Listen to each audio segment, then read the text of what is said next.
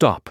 Before you skip this video, I need you to hear this. Right now, somewhere, a student is pulling an all-nighter, highlighting every single line in their textbook, rewriting notes for the third time, drinking their fourth cup of coffee, and you know what happens next? They walk into that exam and blank out. Sound familiar? Here's the uncomfortable truth nobody tells you. Most students don't fail because they're lazy. They fail because they were never taught how to study. Look at that thumbnail. The student on the left, that's most of us, working hard, carrying the bag, holding the coffee, but going nowhere. Red brain burning out. The student on the right, top of the class, green brain, calm, focused. What does he know that you don't? It's not talent, it's not luck, it's not even intelligence. It's 7 specific habits. And today I'm going to hand every single one of them to you. Stay till the end.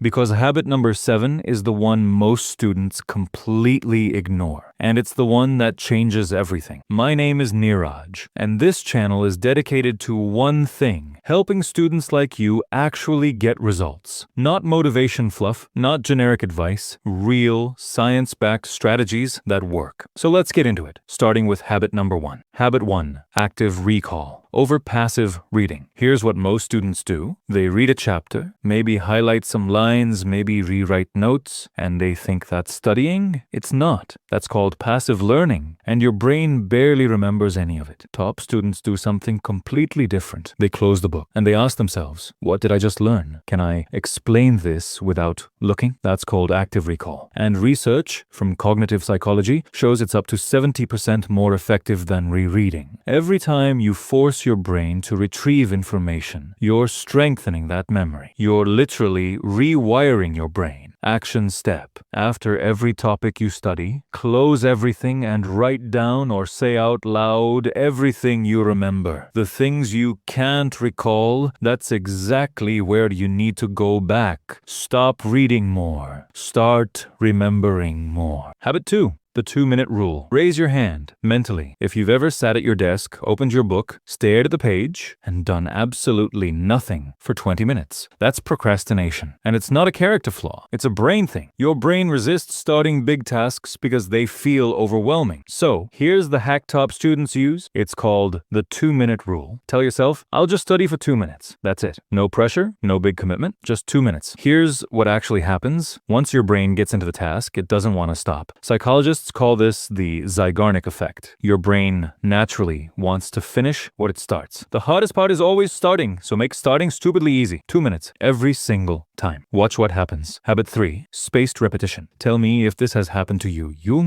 You studied everything the night before the exam. You felt ready. You walked in confident, and then it was all gone. That's called the forgetting curve, discovered by psychologist Hermann Ebbinghaus. Without review, your brain forgets up to 80% of new information within 24 hours. The fix? Spaced repetition. Instead of cramming everything in one night, you spread your reviews out over time. Study today, review tomorrow, again in 3 days, again in a week. Each time, the gap gets bigger. Every review tells your brain, this information keeps coming back. It must be important. Let's store it permanently. Top medical students, law students, and language learners swear by a free app called Anki that does this automatically. Stop cramming. Start spacing. Your memory will thank you. Habit 4. Design your environment. I'm going to say something that might upset you. Willpower is a limited resource, and you're wasting it. Every time you sit down to study with your phone next to you, you're using mental energy just to resist picking it up. And that energy is the same energy you need to actually focus. Top students don't rely on willpower. They design their environment so the right behavior becomes automatic. Phone in another room, notifications completely off. One specific place, a desk, a library corner, a particular chair, reserved only for studying.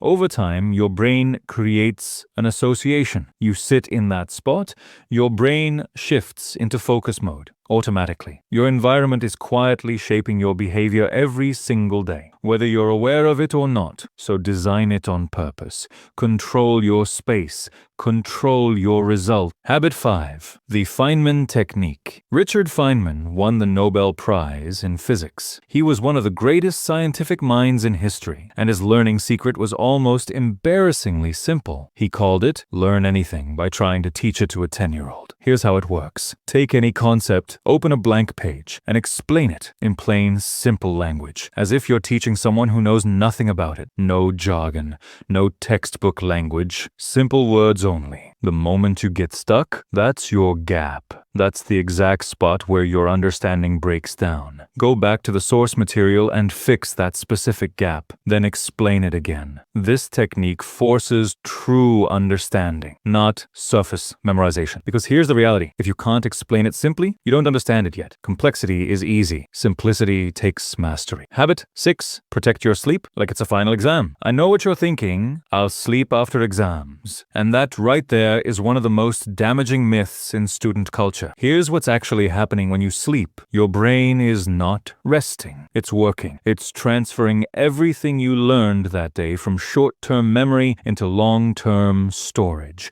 It's making connections. It's consolidating knowledge. When you cut your sleep, you're literally deleting the studying you just did. Research from Harvard Medical School shows that students who sleep 7 to 8 hours after learning retain significantly more than those who stay up all night cramming. One night of good sleep is more powerful than 2 extra hours of exhausted studying. Top students treat sleep as part of their study plan, not a reward for when the work is done. Protect your sleep. It's where learning actually happens. Habit 7. Analyze your failures, not just your scores. This is the habit most students skip, and it's the one that separates good students from truly exceptional ones. When average students get a bad grade, they feel bad, they move on, and they repeat the same mistakes next time. When top students get a bad grade, they sit down and do a post-mortem. Which questions did I get wrong? Why? Was it a concept I didn't understand? A topic I skipped? Exam pressure? Time management? They identify the exact root cause and they fix it. Your failures are not your enemies. They are the most precise feedback you will ever receive. Every wrong answer is a roadmap telling you exactly where to improve. The students who reflect on their mistakes